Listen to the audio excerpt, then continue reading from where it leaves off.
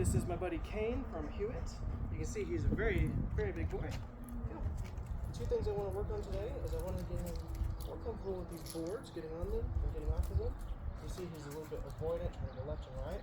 So I'm going to have forward pressure. Yes! And as soon as he gets on it, I let go. And then I reward him for that partial success. We'll go the rest of the way back. Just forward a little bit more. And then we can feed him multiple times. He doesn't have the most food drive in the world, so we want to be sure that we're not boring him or overwhelming him too much. Come on, I'm going to go right back to him. See, I blocked him turning there with my left leg, so he can't spin around behind me or anything, and I keep that forward pressure. And again, I release that pressure as soon as he does the right thing. And feed him for doing a good job. Good boy.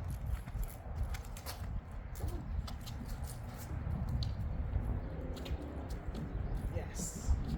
Yes, that's a my boy. Good job. Very nice. Very proud of you.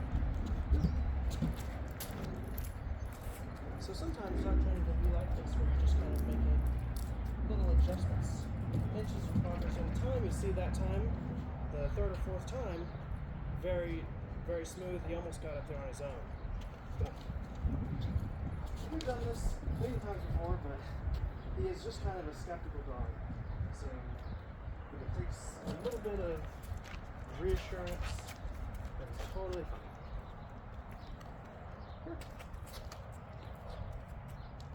There you go. Yeah, that was the best one so far, and it only gets better and better. Very nice. Because by the end of this training, he needs to go at least 20 feet to place from being off leash. So, while off leash. Good job. This one's maybe a little bit easier, although smaller. It requires more precision, but it's less intimidating. Yes. Biggest difference in this dog so far from when we started is his ability to focus or remain calm in any way. Because he was really just a speed demon, which compared with his size is a terrible compliment.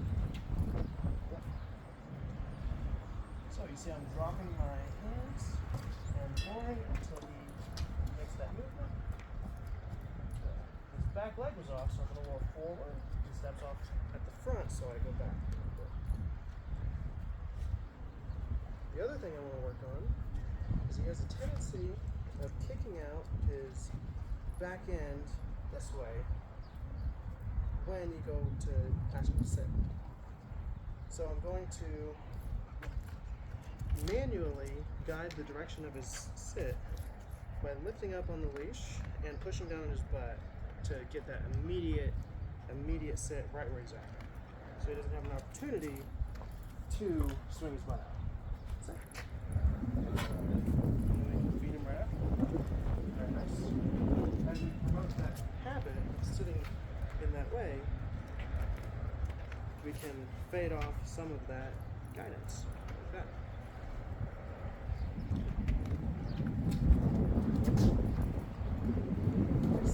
Yes. Very nice.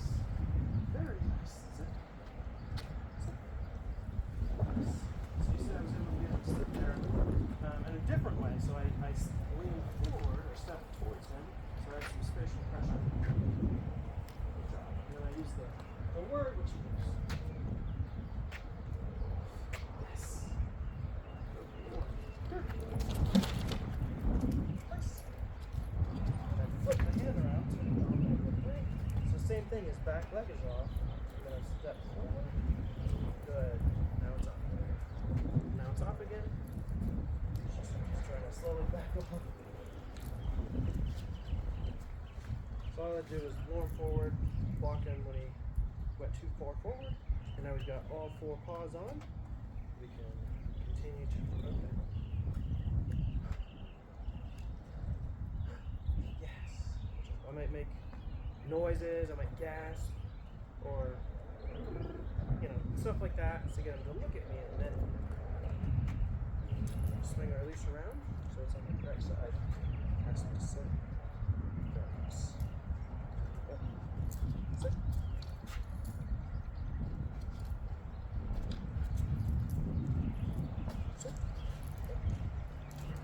thing over and over. There you go. And he'll start to be able to recognize if he's on or off the board. Want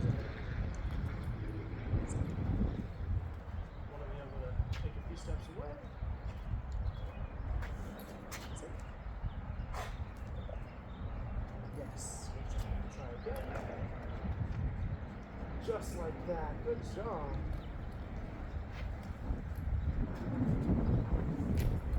So you see how effective me stepping back towards him is for keeping him on the board? Your spatial pressure, body language, etc. can go a pretty long way with dogs. Very nice, buddy board. Good job. Yes.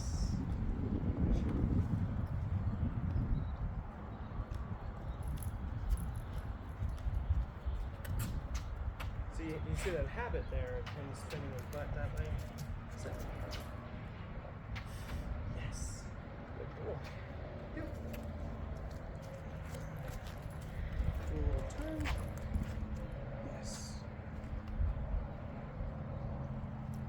Now, remember, he doesn't have the highest food drive, so I need to go at his pace. With Yappa, the other dog, with Cain Corso, I can spin him pretty fast. But with this dog,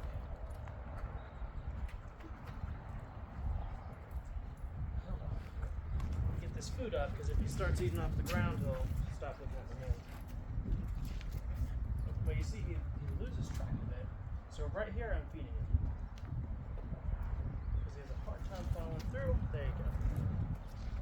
So I can cover it with my thumb and uncover it as I choose to feed him an appropriate amount or an appropriate time. There you go. Much smoother. So doing stuff like that, while it looks like just a trick, it can build dexterity and his own understanding of his body and how to move it. Sure. Sure. Yes, good job. Sure. And it promotes him being able to effectively follow our hand and trust our hand movements to guide him into doing something good. See how easily distracted he is? Yes. Oh. Okay, very nice. Go to the next one. Good job. I think there's some birds flying around that are distracting you. So I'm not going to feed him while he's super distracted and keep working. Yes, that's it. Yes, you got all 4 paws on.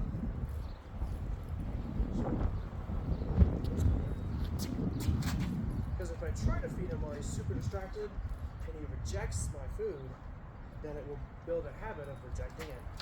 And we really don't want that. Because we want to be able to rely on this for as long as we can. Similarly, if he gets bored or gets full, then I don't want to try to push it. Push it in. Very, very nice. Is that right? My goodness. Yes. Right into a sit. Excellent. Excellent. That's a board. Yes.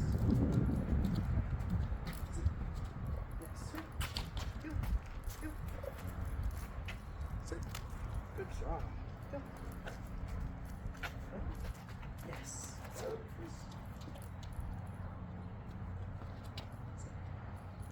Yes, good boy. So see, he's looking at me here. Trying to feed him. I'll offer more, but if he doesn't, then I'll just. So kind of just like what we were talking about. He's either getting full, too distracted, or bored. Very nice.